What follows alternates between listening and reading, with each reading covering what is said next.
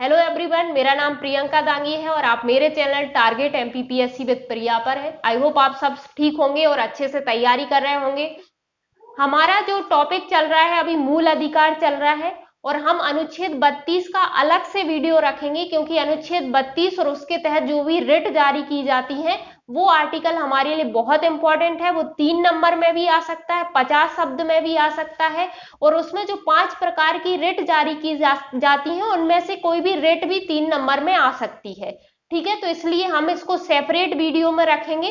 तो चलिए पढ़ते हैं अनुच्छेद 32 क्या है। अनुच्छेद 32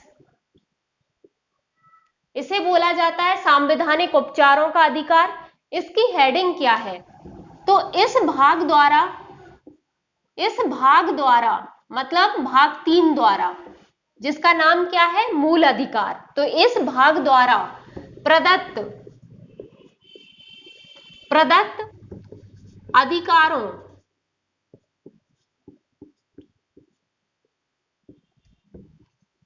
को प्रवर्तित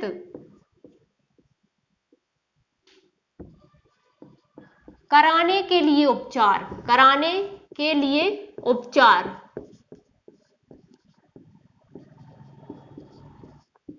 है। इस भाग द्वारा यानी भाग 3 द्वारा प्रदत्त जितने भी अधिकार हैं, यानी जितने भी हमारे भाग 3 में यानी मौलिक अधिकार जितने भी हैं, उनको प्रवर्तित कराने के लिए उपचार की व्यवस्था करता है अनुच्छेद 32। तो हम 3 नंबर में क्या लिख सकते हैं कि इस भाग द्वारा प्रदत्त अधिकारों को प्रवर्तित कराने के लिए उपचार की व्यवस्था करता है अनुच्छेद 32। ठीक है, आगे हम लिख सकते हैं कि इसके खंड 2 के तहत सुप्रीम कोर्ट 5 प्रकार की रिट जारी कर सकता है। तो इतना हमारा, क्योंकि इसमें रिट बहुत महत्वपूर्ण है इसलिए हम रिट वाली लाइन इसमें जोड़ देंगे, तो हमारा 3 नंबर के शब्द पूरे हो जाएंगे। ठीक है, अब इसके कुछ खंड हैं जो सारे महत्वपूर्ण हैं, पहले उनको देख लेते हैं। इसका खंड 1 है।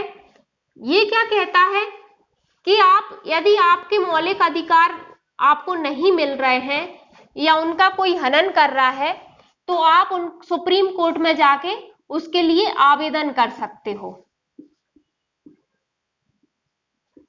ये कहता है इसका खंड 1।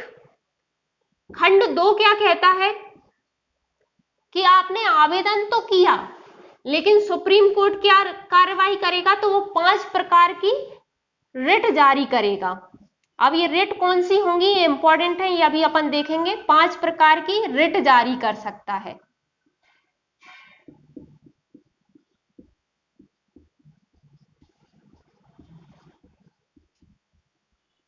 अब खंड 2 तो कह रहा था कि सुप्रीम कोर्ट 5 प्रकार की रिट जारी कर सकता है।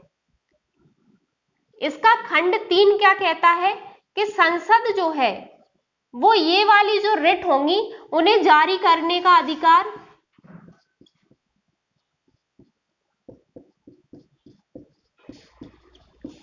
अधिकार किसी अन्य न्यायालय को भी दे सकती है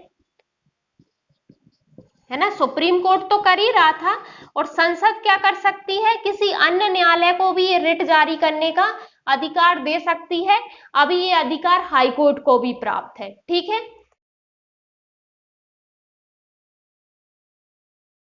इसका एक खंड और है, तो इसका खंड 4 भी है। 4 क्या है? 4 में कहा गया है कि संविधान में उपबंधित के सिवाय, मतलब संविधान में जहां उपबंधित है कि इस आर्टिकल को किस प्रकार से निलंबित किया जा सकता है, किस प्रकार से किया जा सकता है, तो हमें पता है कि सिर्फ आपातकाल में राष्ट्रपति निलंबित करता है।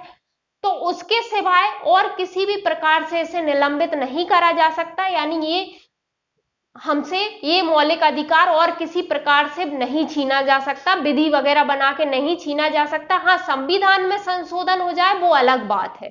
ठीक है, तो ये है अनुच्छेद 32। अब इसकी 5 प्रकार की रिट होती हैं, हम वो देख लेते हैं। पहले तो सबके नाम याद रख लीजिए कि 5 प्रकार की रिट कौन कौन सी हैं। पहली है बंदी प्रत्यक्षीकरण।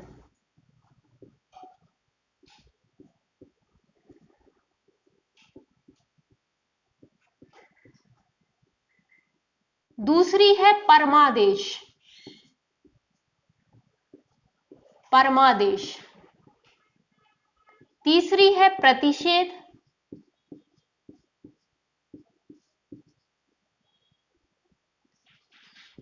चौथी है उत्प्रेषण।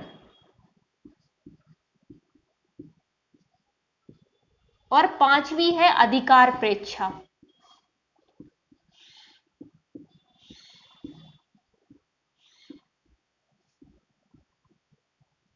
ये 5 प्रकार की रिट जारी कर सकता है सुप्रीम कोर्ट, और अब ये शक्ति हाई कोर्ट को भी प्राप्त है, तो हाई कोर्ट और संसद चाहे तो किसी और न्यायालय को भी ये शक्ति दे सकती है। ये पांचों हो गई। अब इनको एक एक करके देख लेते हैं कि ये है क्या। तो पहला हमारा था बंदी प्रत्यक्षीकरण। बंदी प्रत्यक्षीकरण क्या कहता है कि किसी व्यक्ति को अवैध रूप से बंदी बनाए जाने पर न्यायालय बंदी बनाने वाले व्यक्ति या अधिकारी, मतलब व्यक्ति भी हो सकता है बंदी बनाने वाला और कोई अधिकारी, को आदेश देता है कि उस व्यक्ति को न्यायालय के समक्ष प्रस्तुत किया जाए ताकि उसके बंदी बनाए जाने के कारणों पर विचार किया जा सके। जैसे आप यदि किसी व्यक्ति को गिरफ्तार करते हो तो आप 24 घंटा से ज्यादा उसे बिना न्यायालय में प्रस्तुत करे नहीं रह सकते, क्योंकि 24 घंटे के अंदर अवकाश का दिन छोड़ के 24 घंटे के अंदर आपको न्यायालय में उसको पेश करना पड़ेगा। तो वही बात है कि न्यायालय यदि आप उसको पेश नहीं करते हो या कोई व्यक्ति किसी को अवैध रूप से बंदी बनाता है तो न्यायालय आदेश देता है कि आप उसे न्यायालय के समक्ष पेश करो कि आपने क्यों उसको बंदी बनाया है। जैसे न्यायालय फिर हिरासत में भेजता है ना, 24 घंटे के अंदर उसको प्रस्तुत करना होता है पुलिस अधिकारी को न्यायालय के समक्ष व्यक्ति को, ठीक है, किसी भी अपराधी को। और यदि न्यायालय उसे हिरासत में भेजता है तो फिर वो हिरासत में जाता है, ठीक है। और यदि आप कोई व्यक्ति किसी को बंदी बनाता है और वो कहता है कि भाई ये मुझे मारने आ रहा था या कुछ ऐसा हो रहा था, तो भी न्यायालय उस पर डिसीजन देगा, उसे पुलिस के हवाले करवा देगा, है ना। तो वो चीज है। सेकंड क्या है हमारा, परमादेश। परमादेश क्या है कि जब कोई पदाधिकारी, मतलब किसी भी पद पे है वो, और अपने सार्वजनिक कर्तव्यों, भाई किसी पद पे होगा तभी तो उसके कर्तव्य सार्वजनिक होंगे, है ना। अब हमारे आपके कर्तव्य तो सार्वजनिक है नहीं, लेकिन सार्वजनिक कर्तव्य किसके होंगे, पदाधिकारी के। तो सार्वजनिक कर्तव्यों की उपेक्षा करता है, मतलब वो अपने सार्वजनिक कर्तव्यों को का पालन करने से मना कर देता है, तब इस लेख द्वारा यानी इस रिट द्वारा ऐसे कर्तव्यों के पालन का आदेश दिया जाता है। जब सुप्रीम कोर्ट या हाई कोर्ट ये रिट जारी करता है और कोई पदाधिकारी अपने कर्तव्यों का पालन नहीं कर रहा है तो उसे क्या किया जाता है, सुप्रीम कोर्ट या हाई कोर्ट इस लेख द्वारा उसे आदेश देता है कि आप अपने कर्तव्यों का पालन करिए, नहीं तो आपके खिलाफ समुचित कार्रवाई की जाएगी फिर, ठीक है। थर्ड है अपना प्रतिषेध। प्रतिषेध क्या कहता है, प्रतिषेध यानी होता है रोकना। तो ये क्या कह रहा है कि इस लेख द्वारा यानी प्रतिषेध लेख द्वारा वरिष्ठ न्यायालय अपने अधीनस्थ न्यायालयों को ऐसे मामलों पर कार्रवाई करने से रोकता है जो उसके अधिकार क्षेत्र से बाहर हो। देखिए, यदि मान लीजिए कि सुप्रीम कोर्ट, वरिष्ठ न्यायालय कौन हो गया, मान लो सुप्रीम कोर्ट मान लेते हैं हम यहां से, मतलब हाई कोर्ट भी जारी कर सकता है ना, तो हाई कोर्ट भी हो सकता है। वरिष्ठ न्यायालय यहां पे मान लिया हमने सुप्रीम कोर्ट है, तो उसके अधीनस्थ न्यायालय हाई कोर्ट आ गया। अब यदि मान लीजिए हाई कोर्ट किसी ऐसे मामले पे कार्रवाई कर रहा है जो उसकी अधिकारता में ही नहीं आते, ठीक है, जैसे मान लीजिए दो राज्यों के बीच कोई विवाद चल रहा है, तो वो सुप्रीम कोर्ट की प्रारंभिक अधिकारता में आते हैं, मतलब ऐसे मामलों की सुनवाई सीधे सुप्रीम कोर्ट कर सकता है या अकेले सुप्रीम कोर्ट कर सकता है, कोई हाई कोर्ट ऐसे मामलों की सुनवाई नहीं कर सकता, ठीक है। तो मान लीजिए दो राज्यों के बीच कोई विवाद चल रहा है, तो होगा क्या कि सुप्रीम कोर्ट क्या करेगा, और इसकी सुनवाई हाई कोर्ट कर रहा है, अब ये हाई कोर्ट के अधिकार क्षेत्र में तो आता नहीं है, तो सुप्रीम कोर्ट क्या करेगा, ये प्रतिषेध रिट जारी कर देगा और इसे जारी करके उसे ऐसे मामले पे कार्रवाई करने से रोक देगा, ठीक है। तो प्रतिषेध मतलब होता है रोकना। तो वो कोई भी वरिष्ठ न्यायालय, यानी मान लीजिए यदि यहाँ पे हम सुप्रीम कोर्ट भी नहीं ले रहे हैं, मान लीजिए यहाँ पे हाई कोर्ट है और उसके अधीनस्थ न्यायालय, अधीनस्थ जिला न्यायालय जो आते हैं वो आते हैं, तो मान लीजिए कोई अधीनस्थ न्यायालय किसी ऐसे मामले की सुनवाई कर रहा है जिसकी सुनवाई इस अधीनस्थ न्यायालय के न्याय क्षेत्र में आती ही नहीं है। तो ये हाईकोर्ट ये रिट जारी करके इसको ऐसे मामले की सुनवाई के लिए रोक देगा कि भाई ये तो आपके अधिकार क्षेत्र में आती ही नहीं है, तो आप इस पर सुनवाई या इस पर कार्रवाई मत कीजिए। तो कोई वरिष्ठ न्यायालय अपने अधीनस्थ न्यायालयों को किसी ऐसे मामले पर कार्रवाई करने से रोकता है जो उसके अधिकार क्षेत्र में नहीं आते हैं, इसे कहते हैं प्रतिषेध रिट। ठीक है, अगला देखते हैं। अच्छा, अगले में सिर्फ इतना सा फर्क है कि यहाँ पे ये रोक रहा था, वहां पे वो मामले को अपने यहां मंगवा लेता है न्यायालय। ठीक है, तो उसे बोलते हैं उत्प्रेषण। फिर भी 3 नंबर में क्या लिखना है वो देख लेते हैं। उत्प्रेषण, उत्प्रेषण क्या है? तो इस लेख द्वारा वरिष्ठ न्यायालय अपने किसी अधीनस्थ न्यायालय में लंबित ऐसे मामले अपने यहां मंगवा लेता है जो उसके अधिकार क्षेत्र से बाहर हो, अधिकार क्षेत्र में नहीं आते, अधिकार क्षेत्र से बाहर है। ठीक है, तो प्रतिषेध के तहत वो क्या कर रहा था, यदि कोई अधीनस्थ न्यायालय था तो उसका जो वरिष्ठ न्यायालय था, और वरिष्ठ न्यायालय में या तो सुप्रीम कोर्ट हो सकता है या हाई कोर्ट हो सकता है, क्योंकि रिट जारी करने की शक्ति फिलहाल इन दोनों के पास ही है।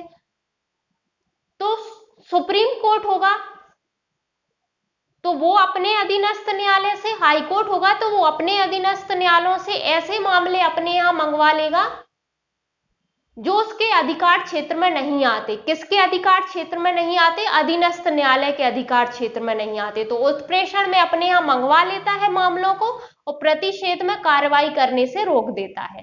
ठीक है, 5th है अधिकार प्रेक्षा। अधिकार प्रेक्षा क्या है कि जब कोई व्यक्ति ऐसे पदाधिकारी के रूप में कार्य करने लगता है जिसका उसे वैधानिक अधिकार नहीं है, तब न्यायालय इस आदेश द्वारा या इस लेख द्वारा उससे उत्तर मांगता है कि भाई आप किस अधिकार से इस पद पर बैठ के काम कर रहे हो। मान लीजिए कि कोई विधायक है और वो किसी मंत्री के एब्सेंस में वो साइन करने लगा, है ना, वो फाइलों पर साइन करने लगा, वो उसके ऑर्डर देने लगा, तो न्यायालय ये लेख इस आदेश को जारी करके पूछ सकता है कि आप किस अधिकार से ये सब कर रहे हो। ठीक है, तो ये होता है अधिकार प्रेक्षा। वो उत्तर मांगता है कि किस अधिकार से आप इस पद पर काम कर रहे हो। ठीक है, यदि उसे वैधानिक अधिकार नहीं है और वो फिर उस पद पर बैठा है तो। ठीक है,